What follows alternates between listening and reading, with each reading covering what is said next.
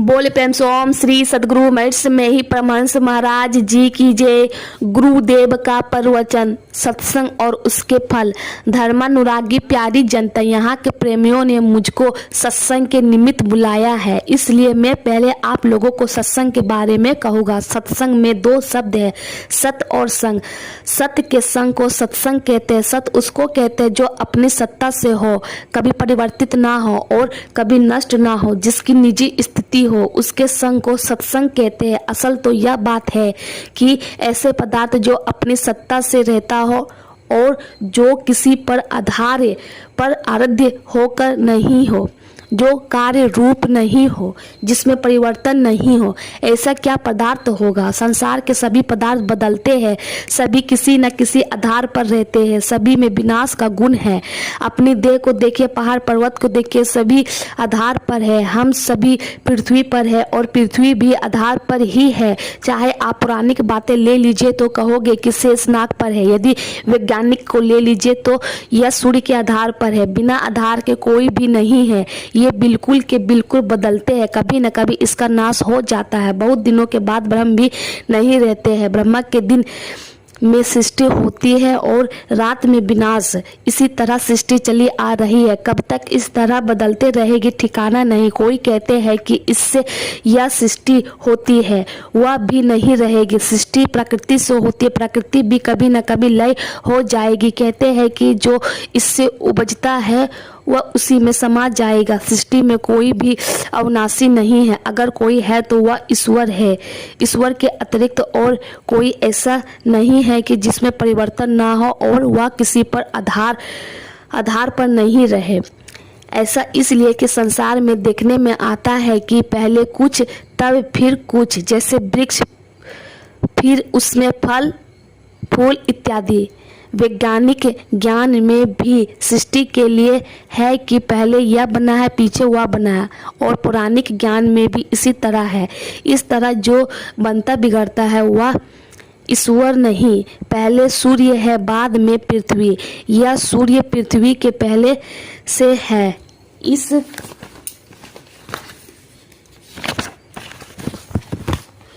इस तरह सोचे कि पृथ्वी और सूर्य के पहले का भी कुछ होना चाहिए। सबसे पहले का कुछ नहीं मानने से सृष्टि का पता भी नहीं रहेगा। सबसे पहले का वह पदार्थ होगा जिसके अतिरिक्त कोई अवकाश नहीं। यदि कोई अवकाश माना जाए तो उसमें रहने वाला पीछे होगा और अवकाश पहले। यह भी समझने योग्य है कि जिसके अतिरिक्त कोई अवकाश नहीं हो वह कैसा होगा। सादी शांत व अनादि अनंत है, वह अनादि अनंत है। सादी शांत कहने से उसके अतिरिक्त कुछ अवकाश मानना पड़ेगा। जो अनादि अनंत होगा वह अपरंपार शक्ति युक्त होगा। ईश्वर के बारे में यही कहने योग्य है कि जो आदि अनंत रहित अपरंपार शक्ति युक्त है, वही सत्य है, वही ईश्वर है। इससे विशेष व्यापक और कुछ नहीं हो सकता। यही सत्य है। इसका संग हो, इसको सत्संग कहते हैं। इतनी ऊंची बात को ख्याल में लावे तो मन में हैरान हो जाता है कि वह सत्य कहाँ है और उसका संग कैसे होगा। वह सत्य सर्वव्यापी होने के कारण उसमें सर्वदा है। वह भले ही सबको जानता है लेकिन सब उसको नहीं जानते। मनुष्य से ऊंचे रहने वाले स्वरूपत उनको पहचान नहीं सकते। जब कोई उस सत्य के लिए ज्ञान कहता है तब समझ में आता है, लेकिन उसकी प्रत्यक्षता नहीं होती। विश्वास नहीं होता है कि उसका संग हमको होता है, यद्यपि वह सर्वव्यापी है। यदि प्रत्यक्ष हो जाए तब बात ही क्या। सो तो नहीं है। प्रत्यक्ष नहीं जानने के कारण उसका संग हो रहा है। विश्वास नहीं होता प्रत्यक्ष नहीं होने के कारण, जिसको हम सत्संग कहते हैं। संसार में होने योग्य नहीं मालूम होता, लेकिन सर्वव्यापी को पहचान ले तब सत्संग होगा। इसके बिना हम लोग जो यहाँ एकत्र है यह सत्संग कैसा। यह सत्संग नहीं है, यह भी कहा नहीं जाता, क्योंकि उस रात उस सत्य के विषय में हम लोग समझने बुझने को एकत्र होते हैं, चर्चा करते हैं, इसलिए यह भी सत्संग है। लोग कहेंगे सत्संग से क्या लाभ होता है? किसी काम करने से लाभ हो तब उसमें प्रेम होता है, करने में मन लगता है। गोस्वामी तुलसीदास जी महाराज कहते हैं कि सत्संग से क्या लाभ है? लोग ज्ञान, यश, सुगति, ऐश्वर्य और शीतलता चाहते हैं, लेकिन झूठी शीतलता नहीं, जैसे कि हम लोग कभी कभी बरतते भी हैं। कबीर साहब कहा है, मन में आन बगल में छुरी, यानी सत्यता और नम्रता से बरतने को शीतलता कहते हैं। कथा है कि एक बार जब इंद्र का राज्य छिन गया तब उसने देव गुरु बृहस्पति जी से उसकी पुनः प्राप्ति के लिए उपाय पूछा। सो युक्ति बताने में बृहस्पति जी को असमर्थ पा इंद्र ने दैत्य गुरु शुक्राचार्य से जिज्ञासा की। शुक्राचार्य ने कहा कि तुम प्रहलाद की सेवा करो और जब वह तुम्हारी सेवा से प्रसन्न होकर कुछ मांगने के लिए कहे तुमसे, तो तुम उनसे कहना कि आप अपनी शीतलता मुझे दीजिए। शुक्राचार्य की युक्ति इंद्र को भाई।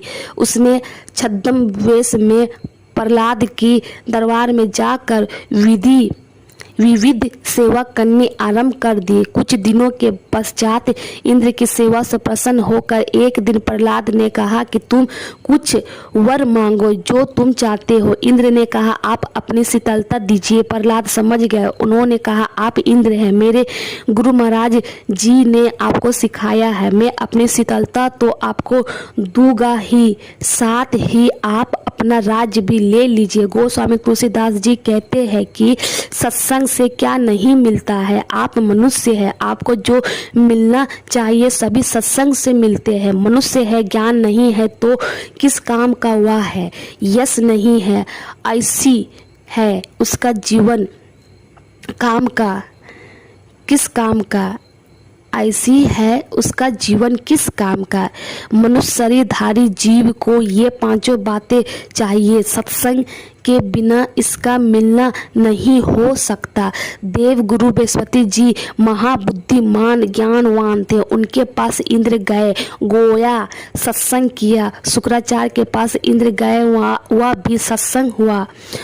प्रहलाद की सेवा में इंद्र रहे तो ऐश्वर्य भी लाभ हुआ। सत्संग से बढ़कर कुछ है कहा नहीं जा सकता। हम लोग ईश्वर की चर्चा करते हैं, यह सत्संग है। महात्माओं का, संतों का संग भी सत्संग है। प्रहलाद भी भक्त थे, उनका संग सत्संग हुआ। ऐसे महापुरुष नहीं मिले तब कैसे सत्संग हो? ग्रंथों में उन महापुरुषों का ज्ञान है, उनके ज्ञान का संग भी सत्संग है। दूर दूर मित्र होते हैं, पत्र से समाचार जानते हैं, चिट्ठी आदि मुलाकात है। संतों का ज्ञान उनकी ओर से उनके ग्रंथों के द्वारा हमको मिलता है, यह भी सत्संग है। इसलिए हम लोग संतों का कोई ना कोई वचन अवश्य पाठ करते हैं। हमारे सत्संग का यह आधार है। कोई बुद्धिमान कहते हैं कि किताब पढ़ने की क्या जरूरत है, जो तुम जानते हो कहो। मैं कहता हूँ गोस्वामी तुलसीदास जी आदि संतों के सामने मेरा ज्ञान तुच्छ है। उनका ज्ञान लेकर मैं कहता हूँ तो इसमें क्या हानि है? आप विद्वान हुए हैं, कॉलेजों और विद्यालयों में दूसरों की किताब पढ़कर ही ना। उत्तर भारत में भगवान बुद्ध के बाद कबीर साहब पूरब में, गुरु नानक साहब पश्चिम में हुए। काशी में कबीर साहब भी और गोस्वामी तुलसीदास जी भी दोनों हुए। उत्तर भारत में सूरदास महाराज भी हुए। ये सब संत ऐसे हुए कि इनके प्रवचनों के द्वारा हमको सत्संग हुआ करता है।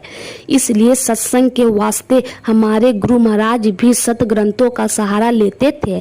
हमारे गुरु का ज्ञान हमसे कितना अधिक था ठिकाना नहीं। जब वे ग्रंथों का सहारा लेते थे और हमको भी आदेश दे गए, तब क्यों ना पाठ किया जाए। अभी तुलसीकृत रामायण का पाठ हुआ, आपने सुना। जो मुक्ति प्राप्त करे वे मुक्त है। मुक्ति का अर्थ है छूट जाना। किससे छूट जाना बंधन हो तो उससे छूट जाना मुक्ति है। बंधन क्या है, किसको किसको है, तो कहा जाता है कि जीवात्मा को बंधन है। ईश्वर शरीर जीवात्मा को बंधन है, शरीर के बंधन से छूट जाना मुक्ति है। जीवात्मा शरीर नहीं है। बाली राम मारा गया, उसकी स्त्री तारा रोती थी, तब श्री राम ने कहा, भगवान श्री कृष्ण ने महाभारत युद्ध में अर्जुन से कहा था कि तुम किसको मारोगे। कुरुक्षेत्र के मैदान में जितने लड़ने आए हैं ये पहले नहीं थे और पीछे नहीं रहेंगे, ऐसी बात नहीं। शरीर बदलता है, आत्मा अविनाशी है। इस शरीर में जीवात्मा है और शरीर के बंधन में है। शरीर के बंधन में रहने से क्या होता है यह सबको मालूम है। कभी सुख कभी दुख दिन रात की तरह आता जाता रहता है। कभी लगभग 14 घंटे की रात और कभी 14 घंटे का दिन होता है, लेकिन बराबर ना तो रात रहती है और ना ही दिन रहता है। उसी तरह दुख कभी अधिक कभी कम। कभी पांडव बड़े सुख में थे और कभी भीख भी मांगी, कभी नौकरी भी की। नौकरी में युधिष्ठिर ने भी मार खाई और द्रौपदी ने भी। महारानी सीता भी रोई। एक बार कौन कहे, दो दो बार सूरदास जी ने कहा। संपदा व आपदा किसी का विश्वास नहीं करो कि यह सदा रहेगी। यह तो प्रत्यक्ष अपने देश में हुआ। अंग्रेज बात की बात में भाग गया। जमींदारों की जमींदारी चली गई। बहुत जमीन भी अब किसी के पास नहीं है। कभी भारत बड़ा धनी था और अब भारत ऋणी है, लेकिन सदा ऋणी रहेगा ऐसी बात नहीं। इस शरीर में कभी सुख कभी दुख होता है। संपत्ति में बाहर में तो अच्छा लगता है, लेकिन अंतर जलता रहता है। गोस्वामी तुलसीदास जी ने कहा है, धन होने और नहीं होने दोनों तरहों में दुख है। धन नहीं है तो जलते हैं और धन हो गया तो ऐसे भूत चढ़ गया जैसे चैन नहीं लेने देता हो। जो सब राष्ट्र व एक ही राष्ट्र बड़ा धनवान है तो चुपचाप रहे, लेकिन चुपचाप रहता कहाँ है, उसको भूत लगा है अपने ऐश्वर्य को बढ़ाने के लिए। भारत कहता है कि हमारे पास धन नहीं है, इससे दुखी है, और अमेरिका कहता है हमारे पास अमित धन है। धन के भोगों से बचाओ। वह भोग के मारे पागल हो रहा है। इस तरह धन सुख देने वाला नहीं है, सुख कहने का मात्र है, यथार्थ में नहीं। जो मन और इंद्रियों को सुहाता है वह सुख, और जो मन इंद्रियों को नहीं सुहाता है वह दुख है। इस सुख में मन इंद्रियों की तृप्ति नहीं और दुख अशांति रहती है। इसलिए शरीर से छूटो। शरीर से छूटने को मुक्ति कहते हैं। आप कहेंगे कि शरीर से छूटना तो मामूली बात है, जहर खा लो छूट जाए, अथवा सब्र करके रहो तो कुछ दिनों में 10, 20, 50 व 100 वर्षों में शरीर छूट जाएगा। तो यह बात कहने वाले केवल एक शरीर को ही जानते हैं। इसके अंदर सूक्ष्म यानी लिंग, कारण और महाकारण शरीर भी है।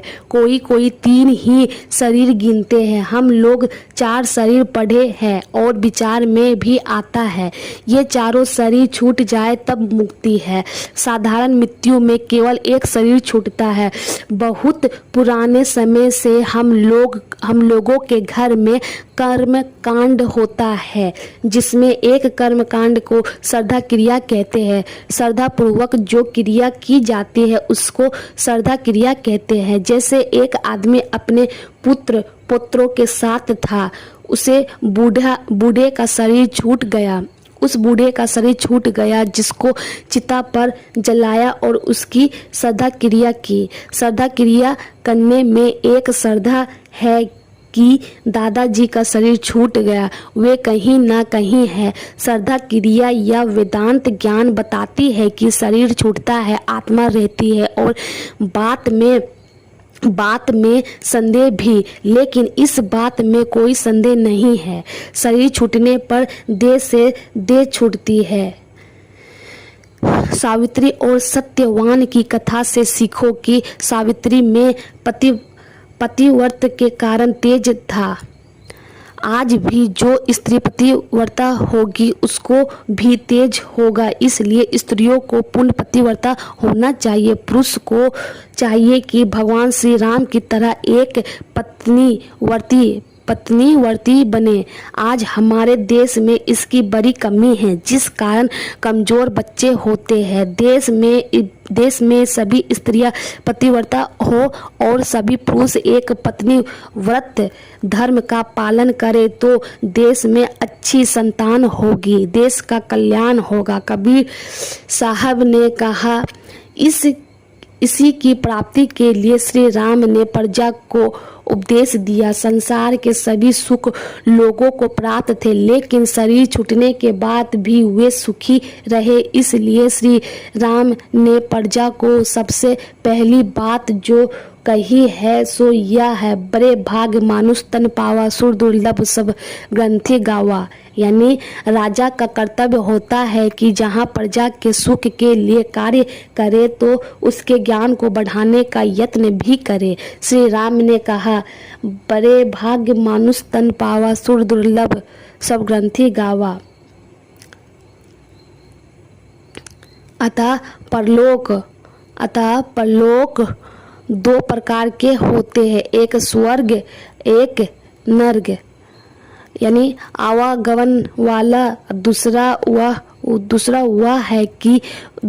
वह कि मुक्ति मिल गई फिर संसार में लौट कर नहीं आता है। ईश्वर की कृपा नहीं है, यह नास्तिकता की बात है। प्रारब्ध बनाया हुआ तुम्हारा है। आज भी जैसा चाहो बन सकते हो। समय तुमको शुभ कर्म करने से मना नहीं करता। रूप, रस, गंध, स्पर्श और शब्द,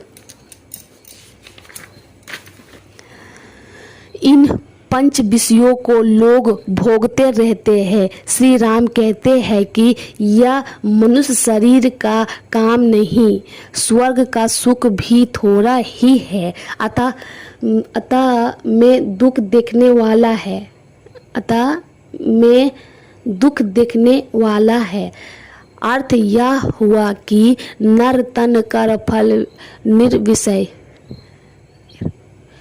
निर्विषय भाई। यानी इंद्रिया ज्ञान से परे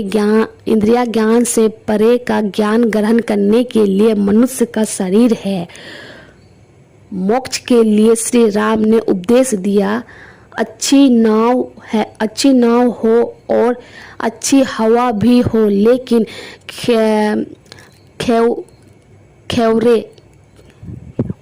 खेवने वाला नहीं हो तो काम नहीं चलेगा। मनुष्य शरीर नाव है, ईश्वर कृपा अनुकूल वायु है और खेवने वाला सदगुरु है। सदगुरु उसको कहते हैं जो सत्य ज्ञान जाने, उस ज्ञान के अनुकूल रहे और दूसरे को सत्य ज्ञान का उपदेश दे। जो मनुष्य भव सागर पार होने के ऐसे साज समानों को पार कर भव सागर पार नहीं होता है, वह कृत घन नीच बुद्धि आत्महिंसक की गति में जाता है। इसलिए लोगों को ईश्वर की भक्ति करनी चाहिए, जिससे कि मुक्ति मिले और निर्विषय तत्व की प्राप्ति हो। बोल प्रेम से ओम श्री सद्गुरु महर्षि में ही परमहंस महाराज जी की